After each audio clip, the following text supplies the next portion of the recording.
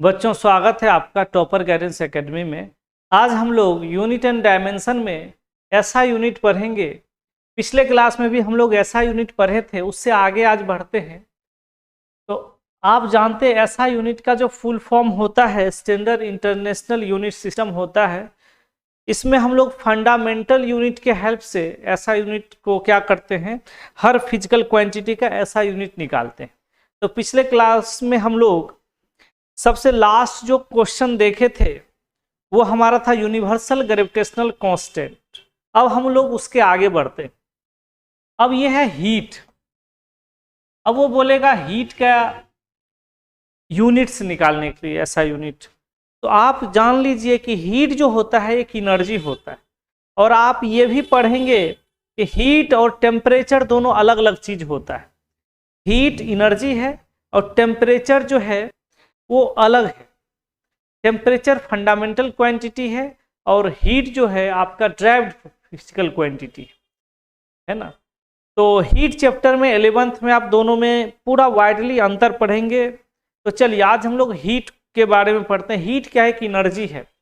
तो आप जानते हैं कि दुनिया में कोई सा भी एनर्जी हो यूनिट एक ही होता है, तो कोई ना कोई एनर्जी फॉर्मूला से निकालते हैं। तो हम लोग को सबसे एक फॉर्मूला याद है ना, काइनेटिक एनर्जी का हाफ mv²। तो मास का हो जाएगा kg, वेलोसिटी का मीटर पर सेकेंड का स्क्वायर। ये हो जाएगा kg metre square second power -2। इसको हम लोग जूल बोलते हैं, ठीक है। यानी हीट का भी यूनिट क्या होता है, ऐसा यूनिट जूल होता है। चलिए आगे बढ़ते हैं हम लोग चार्ज का।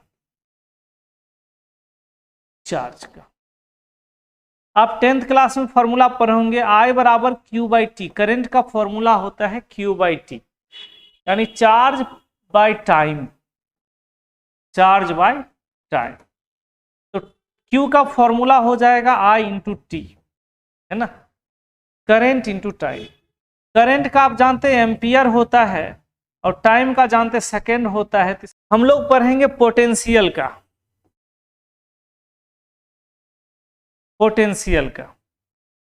पोटेंशियल को याद रखिएगा, V से डिनोट करते हैं। V से डिनोट करते हैं। इसका फॉर्मूला होता है work by charge. Work by charge. Work का हम लोग फॉर्मूला से ही एक्सप्लेन करेंगे। वर्क का फॉर्मूला हम लोग जानते हैं फोर्स इंटू डिस्प्लेसमेंट, और चार्ज का फॉर्मूला जानते हैं I × T। अब इसका ऐसा यूनिट कैसे निकालेंगे। फोर्स का होता है kg metre per second square, ठीक है, और डिस्प्लेसमेंट का होता है मीटर। करंट का होगा एम्पियर और टाइम का होगा सेकेंड।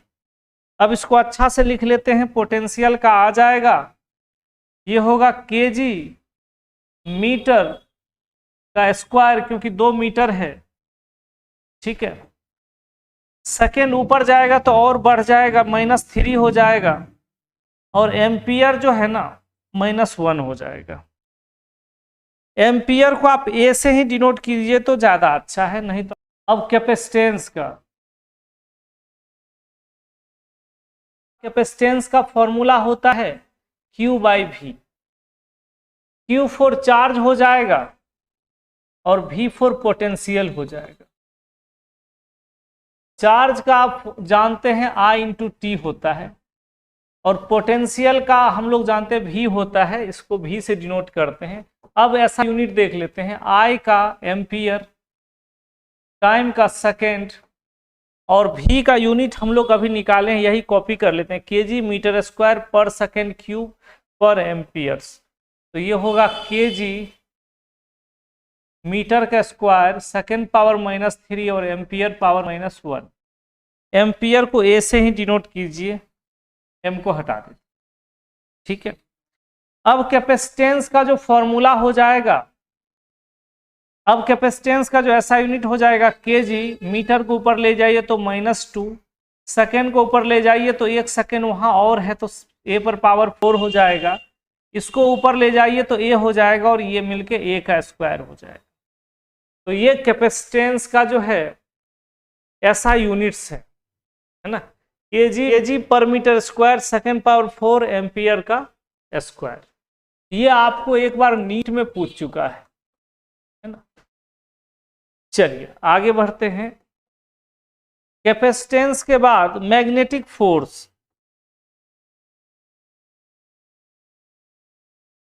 हम आपको बताए थे दुनिया में कोई सा फोर्स हो सबका यूनिट न्यूटन होता है, तो मैग्नेटिक फोर्स का यूनिट न्यूटन होगा, इसका KG metre per second square होगा। आपको अलग से कोई दिमाग लगाने की जरूरत नहीं।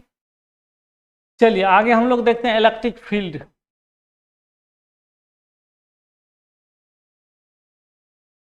इलेक्ट्रिक फील्ड को हम लोग कैपिटल ई से डिनोट करते हैं। इसका फॉर्मूला होता है F by Q, force by charge. F for force, Q for charge. जब आप 12th में जाएंगे तो ये सब आपको आएगा, तो वहां आपको ऐसा यूनिट निकालना पड़ेगा। फोर्स का होगा KG metre per second square, charge का होगा एम्पियर सेकेंड। तो अगर अच्छा से लिखें तो KG metre second power -3 ampere पर पावर -1। उसके बाद अगला हम लोग इलेक्ट्रिक रेसिस्टेंस।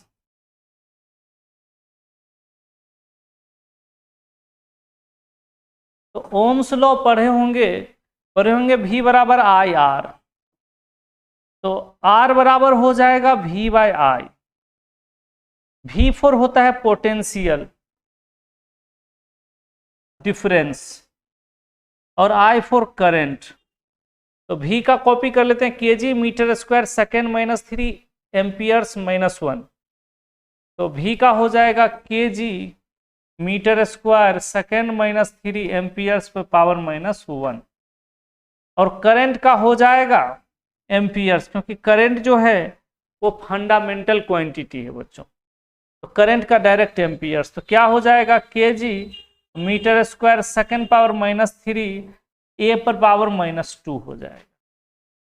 तो ये रेसिस्टेंस होता है और इसी को हम लोग ओम बोलते हैं, है ना। ओम रेसिस्टेंस का जो ऐसा यूनिट होता है, आप पढ़े होंगे 5 ओम 10 ओम रेसिस्टेंस। तो ओम जो है, ओम नाम के साइंटिस्ट के सम्मान में हम लोग ओम देते हैं, लेकिन ओरिजिनल होता है केजी मीटर स्क्वायर सेकेंड -3 और एम्पियर्स पर पावर -2। चलिए अगला है परमिटिविटी। परमिटिविटी, है ना, परमिटिविटी। अब permittivity of medium, permittivity of medium. अब देखिए एक फॉर्मूला होता है E = 1/4 pi epsilon naught Q1 Q2 by R का स्क्वायर। यहाँ ई नोट को बोलते हैं परमिटिविटी ऑफ मीडियम। तो ई नोट को इधर ले आइए तो ये आ जाएगा 1/4 pi F Q1 Q2 by R का स्क्वायर। 1/4 पाई कांस्टेंट है बच्चों। 4 पाई क्या है, कांस्टेंट है, इसका कुछ हो नहीं सकता। फोर्स का होगा KG metre per second square, ampere second. Charge का होगा एम्पियर सेकेंड, फिर से चार्ज, दो चार्ज है फिर से एम्पियर सेकेंड। और आर फॉर डिस्टेंस होता है डिस्टेंस का मीटर स्क्वायर। तो इसको अगर अच्छा से लिखें तो केजी को ऊपर ले जाएंगे तो केजी पर पावर -1। 2 मीटर और 1 मीटर, 3 मीटर है तो मीटर पावर -3। सेकेंड ऊपर जाएगा तो 2 सेकेंड और 2 यहाँ सेकेंड है, 4 सेकेंड, सेकेंड पावर -4। और यहाँ 2 एम्पियर्स है, एम्पियर्स का होल स्क्वायर। तो ये हमारा ई नोट का क्या हो गया, ऐसा यूनिट हो गया। चलिए ये आपको जेई में पूछा हुआ क्वेश्चंस है, परमिटिविटी ऑफ मीडियम। चलिए अगला देखते हैं, universal gas constant. Gas constant एक फॉर्मूला पढ़े होंगे, पीवी बराबर एनआरटी। यहां P4 है pressure, V4 volume, N4 moles, T4 temperature, R4 आपका गैस कांस्टेंट, यानी इसको आप यूनिवर्सल गैस कांस्टेंट बोलते हैं। ठीक है, तो R का फॉर्मूला क्या हो जाएगा बच्चों, PV/NT। प्रेशर का रफ कर लेते हैं, प्रेशर का होता है फोर्स अपॉन एरिया, फोर्स का होता है kg metre per second square, और एरिया का होता है मीटर स्क्वायर। 1 मीटर कट गया, ये होगा kg पर मीटर सेकेंड पर पावर -2। तो प्रेशर का हम लोग निकाल चुके kg metre power -1 second power -2। V for volume, volume का हम लोग जानते हैं मीटर का क्यूब होता है।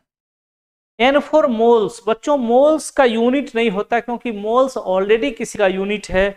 किसका यूनिट है, अमाउंट ऑफ सब्सटेंस का। जो पहले से किसी का यूनिट हो उसका कोई यूनिट नहीं होता, इसीलिए मोल्स का यूनिट नहीं होता। टेम्परेचर का केल्विन, तो क्या होगा kg 3 मीटर और -1, तो मीटर का स्क्वायर हो जाएगा, सेकेंड पावर -2, केल्विन पर पावर -1। तो कहीं कहीं इसको थीटा से भी हम लोग डिनोट करते हैं, क्योंकि के वाला kg फीलिंग आता है, इसलिए थीटा से भी डिनोट करते हैं, किसी बुक में के से भी डिनोट करते हैं। वो आप पे डिपेंड करता है, थीटा से भी डिनोट कर सकते हैं, के से भी डिनोट कर सकते हैं। ठीक है, तो ये भी आपको कंपटीशन में पूछा हुआ है, यूनिवर्सल गैस कांस्टेंट। अगला है बच्चों प्लांक्स कांस्टेंट। प्लांक्स कांस्टेंट है ना, प्लांक्स नाम के साइंटिस्ट थे, उन्होंने एक कांस्टेंट दिया, उसका क्या नाम रहा बच्चों, प्लांक्स कांस्टेंट। तो फॉर्मूला होता है,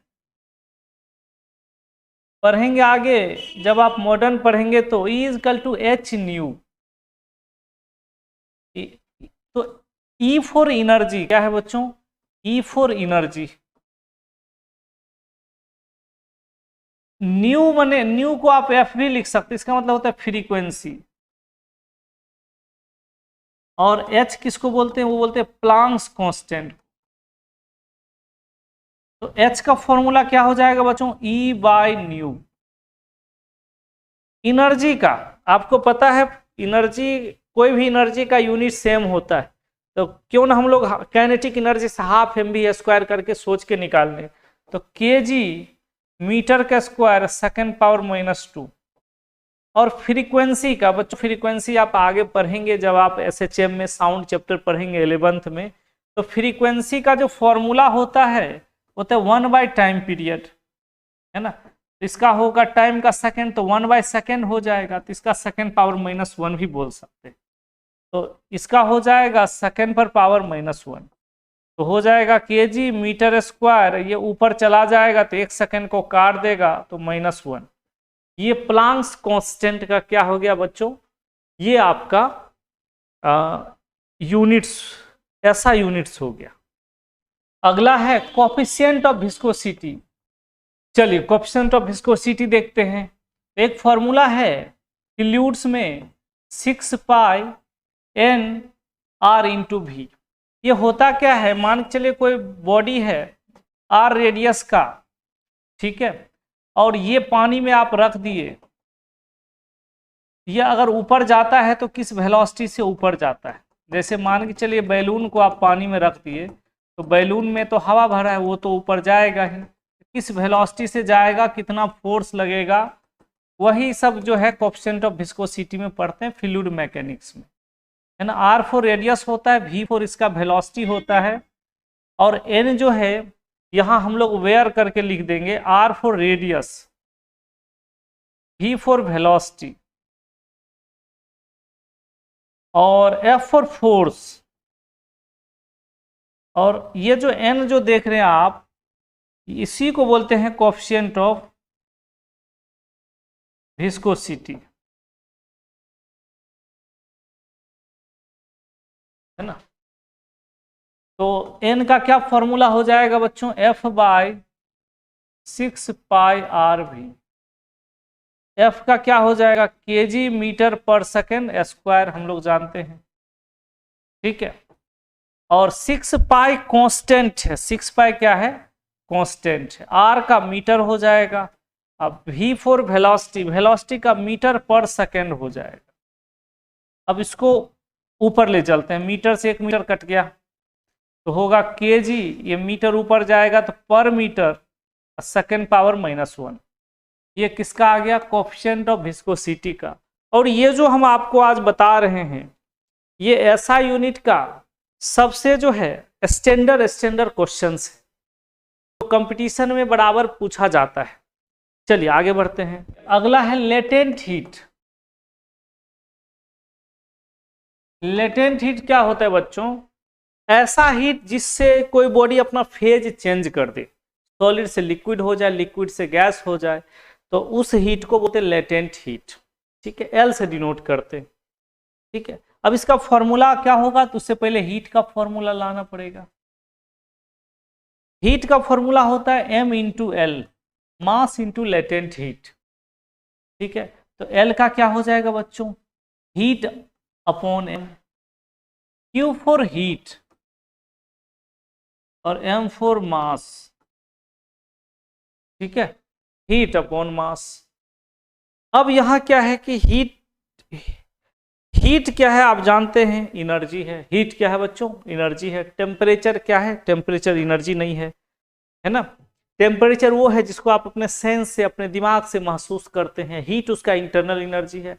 एम फॉर मास। तो हमको लगता है हीट यानी एनर्जी का फॉर्मूला भी आप जानते हैं और मास का भी फॉर्मूला जानते हैं। जल्दी से दोनों को डिवाइड करके और ऐसा यूनिट्स बनाइए जल्दी से।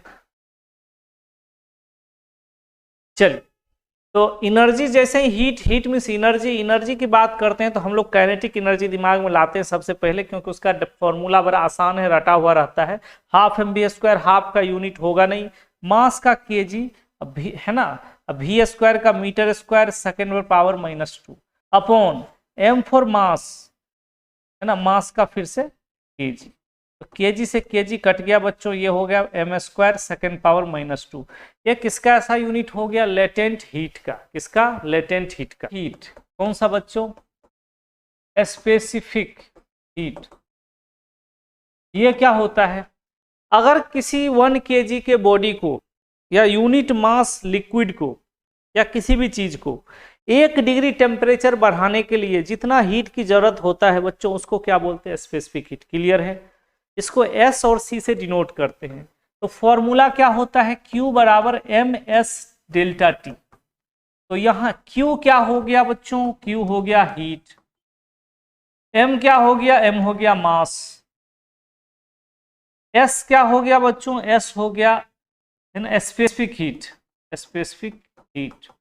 कहीं कहीं इसको C से भी डिनोट करते हैं। T क्या? डेल्टा T क्या हो गया? टेम्परेचर। चेंज इन टेम्परेचर होता है वैसे टेम्परेचर। ठीक है, ms डेल्टा T। तो S बराबर क्या हो जाएगा? Q by m delta T। Q for heat, heat means energy समझना है। तो एनर्जी का क्या होता है? हाफ, है ना। एनर्जी का एक फॉर्मूला याद रखना है, काइनेटिक एनर्जी हाफ mv²। तो हाफ को हटा दीजिए, मास का केजी, वेलोसिटी का मीटर पर सेकंड, उसका स्क्वायर मीटर² सेकंड -2। फिर m फॉर मास, मास का केजी, टेम्परेचर का केल्विन, केल्विन से अच्छा इसको थीटा रखिए। तो केजी कट गया बच्चों, ये हो गया मीटर² सेकेंड पावर -2 और थीटा पर पावर -1। तो ये किसका था? स्पेसिफिक हीट का। ये सब स्टैंडर्ड क्वेश्चन है बच्चों, जो जनरल बच्चों को देखकर ही सर में दर्द होने लगता है 11th में। वो हम आपको बड़ा इजी वे में आपको एक एक चीज समझा रहे हैं। चलिए आगे बढ़ते हैं। चलिए बच्चों, अगला है सेल्फ इंडक्शन। सेल्फ इंडक्शन जब आप 12th में आएंगे, जब आप मैग्नेट पढ़ेंगे तो वहां आपको सेल्फ इंडक्शन और म्यूचुअल इंडक्शन पढ़ना पड़ता है। तो वो मैग्नेट का पार्ट है, तो आप याद रखिएगा L से डिनोट करते हैं। तो फॉर्मूला होता है E इजकल टू माइनस, वैसे होता है L di/dt। अब ये माइनस कहाँ से आया, कैसे हुआ फॉर्मूला, ये आप, है ना, जब आप पढ़ेंगे मैग्नेट तब समझेंगे। आप जान लीजिए कि ये फॉर्मूला है और हमको बनाना है। यहाँ E जो होगा उसको भी बोल सकते हैं, पोटेंशियल आप बोल दीजिए, है ना। और I को आप करंट बोल दीजिए, T को टाइम बोल दीजिए, और L को क्या बोलते हैं बच्चों? Self induction. चलिए, तो अब L का निकालना है, तो L बराबर क्या होगा? E, है ना, dt इधर आएगा, dt/di हो जाएगा। EMF का क्या होता है, यानी पोटेंशियल क्या होता है बच्चों? Work done by charge. और ये होगा dt बाई डी आई। ठीक है। अब वर्क का क्या होता है बच्चों, फोर्स इंटू डिस्प्लेसमेंट, और चार्ज का होता है क्या बच्चों, है ना, चार्ज का फॉर्मूला क्या होता है, चार्ज का फॉर्मूला क्या होता है, चार्ज का होता है आई इंटू टी, है ना, पढ़े थे, ये होगा D T by D I. अब सबका लिखते हैं यूनिट्स, फोर्स का KG metre per second square, displacement का हो जाएगा मीटर, टाइम का हो जाएगा सेकेंड, और करंट का हो जाएगा एम्पियर, टाइम का फिर से सेकेंड, और करंट का फिर से एम्पियर। 1 सेकेंड से बच्चों 1 सेकेंड कट गया, फाइनल आंसर हो गया KG metre square second power -2 ampere पर पावर -2। तो ये भी आपका नीट में पूछा हुआ क्वेश्चन है, क्वेश्चन का लेवल से ही लग रहा था कि नीट में पूछा हुआ है। तो final answer KG metre square second पर पावर -2 एम्पियर्स पर पावर -2 होगा। ठीक है, ये ए है।